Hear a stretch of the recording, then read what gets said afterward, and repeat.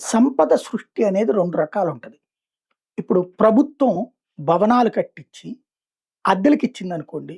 ఇదొక fixed income. Like Kaleshwaram మార్కెట్టో, వస్త్రలతో అట్లా ప్రతి చోట మున్సిపాలిటీలు, కార్పొరేషన్‌లకుంటాయి.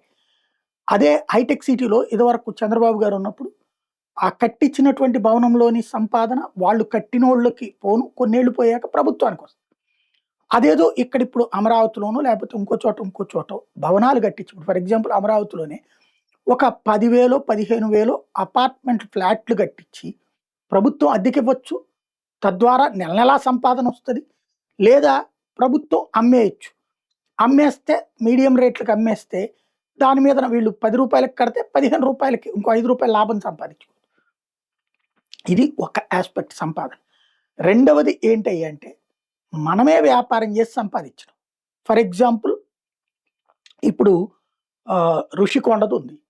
అక్కడ టూరిజం డిపార్ట్మెంట్ ఉంది కదా! మన టూరిజం డిపార్ట్మెంట్ తరపున రిసార్ట్ నడిపితే దాంట్లో ఆదాయం వస్తే ప్రభుత్వానికే కదా ఆదాయం.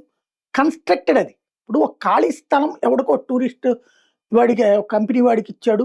వాడు కట్టి ఆ పైన దాని సంపాదన దానికి పెట్టిన ఖర్చుని సంపాదించుకుని ఆ పైన ఇంకో 20 ఏళ్ళు బతికి ఆ తర్వాత ప్రభుత్వానికి ఇచ్చారంటే అది బీఓటీ అంటారు. బిల్డ్, ఆపరేట్ అండ్ ట్రాన్స్‌ఫర్ అంటారు.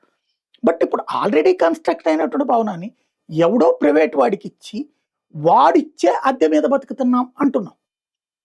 సంపదలో ఇప్పుడు అద్దొస్తది. అంతే కదా! అదే టూరిజం డిపార్ట్మెంట్‌కైతే ఒక ఇన్‌ఫ్రాస్ట్రక్చర్ ప్లస్ ఉద్యోగాలు, ఉపాధి అన్నీ వస్తాయి కదా!